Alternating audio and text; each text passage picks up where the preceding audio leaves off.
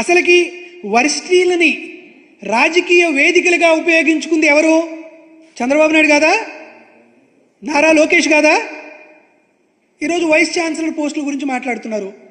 చంద్రబాబు నాయుడు గారు ముఖ్యమంత్రిగా ఉండగా ఆంధ్రప్రదేశ్ రాష్ట్రంలో ఉన్నటువంటి వీసీలు ఎవరు? వారి దగ్గర ఉండేటువంటి కీలకమైనటువంటి రిజిస్ట్రార్లు ఎవరు? ఒకసారి మీరు గమనించండి. ఆంధ్ర యూనివర్సిటీలో నాగేశ్వరరావు అనేటువంటి ఒక బీసీ సామాజిక వర్గానికి చెందిన వారిని చంద్రబాబు నాయుడు వీసీగా ప్రమోట్ చేశారు. మరి అక్కడ ఉన్నటువంటి రిజిస్ట్రార్ ఏ సామాజిక వర్గం? మీ వారు కాదా? తెలుగుదేశం పార్టీకి అంటగారిగిన వారు కాదా? అదేవిధంగా జేఎన్‌టీయూ కాకినాడలో రామలింగరాజుని వీసీగా అపాయింట్ చేశారు. కానీ అప్పుడు అధికారం చలాయించింది ఎవరు?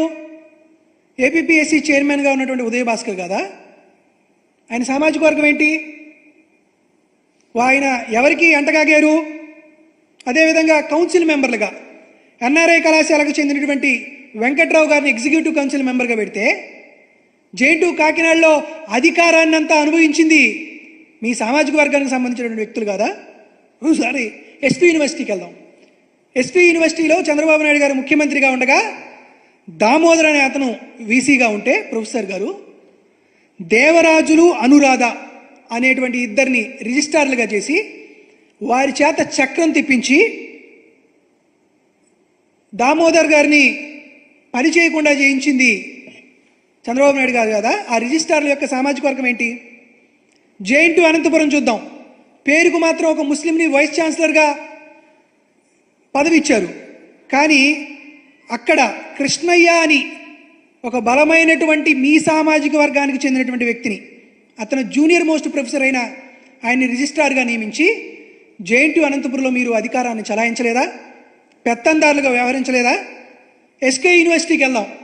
ఎస్కే యూనివర్సిటీలో సుధాకర్ బాబుని వైస్ ఛాన్సలర్గా వేరే వాళ్ళు ఉంటే సుధాకర్ బాబుని రిజిస్ట్రార్గా చేసి మాసినేని రామయ్యని ఎగ్జిక్యూటివ్ మెంబర్లుగా చేసి వైస్ ఛాన్సలర్ని డమ్మీలుగా చేసి వారి ప్రతిష్టను దిగజార్చి రిజిస్ట్రార్లతో నారా లోకేష్ కానీ చంద్రబాబు నాయుడు కానీ పెత్తనం చేసినటువంటి విషయాన్ని మీరందరూ మర్చిపోయారా అని మేము అడుగుతున్నాం.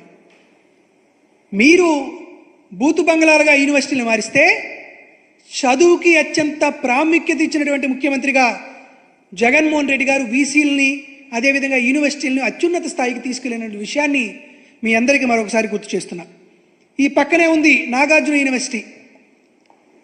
ఈ నాగార్జున యూనివర్సిటీలో చంద్రబాబు నాయుడు గారు ముఖ్యమంత్రిగా ఉండగా రోసయ్య అని ఒక బలమైనటువంటి సామాజిక వర్గానికి చెందిన వ్యక్తిని రిజిస్ట్రార్గా పెట్టి అక్కడ ఉన్నటువంటి వీసీని డమ్మీగా చేసినటువంటి వైనాన్ని ఆంధ్రప్రదేశ్ రాష్ట్రంలో ఉన్నటువంటి ప్రతి ఒక్కరికి ఇంకా గుర్తుందనే విషయాన్ని తెలుగుదేశం పార్టీ వారికి, ఎల్లో మీడియాకి ఈ సందర్భంగా గుర్తు చేస్తున్నా. దీంతోపాటు యూనివర్సిటీలో ఈ సంస్కృతి తెచ్చింది ఎవరు? మీకు కొన్ని పేపర్లు చూపిస్తాను చూడండి. ఇది ఎస్కే యూనివర్సిటీ. శ్రీకృష్ణ యూనివర్సిటీలో చంద్రబాబు నాయుడు గారి అప్పుడు ముఖ్యమంత్రిగా ఉన్నప్పుడు 2014-19 ఉన్నప్పుడు చంద్రబాబు నాయుడు గారి జన్మదిన వేడుకలు క్యాంపస్లో నిర్వహించినటువంటి ఫోటో. రాజకీయాలను వేదికగా మార్చింది మీరు కాదా? దీంతోపాటు మళ్ళీ ఎస్కేయులో నారా లోకేష్ జన్మదిన వేడుకలు నిర్వహిస్తూ వచ్చినటువంటి ఫోటో. మళ్ళీ ఎస్కేయులో ఫొటోస్. ఇక్కడే ఉన్నటువంటి నాగార్జున యూనివర్సిటీలో Telugunadu student federation TNSF Telugudesam party విద్యార్థి విభాగానికి సంబంధించిన వాళ్ళు నారా లోకేష్ గారి జన్మదిన వేడుకలు యూనివర్సిటీలో చేసినటువంటి వైనం. మీరు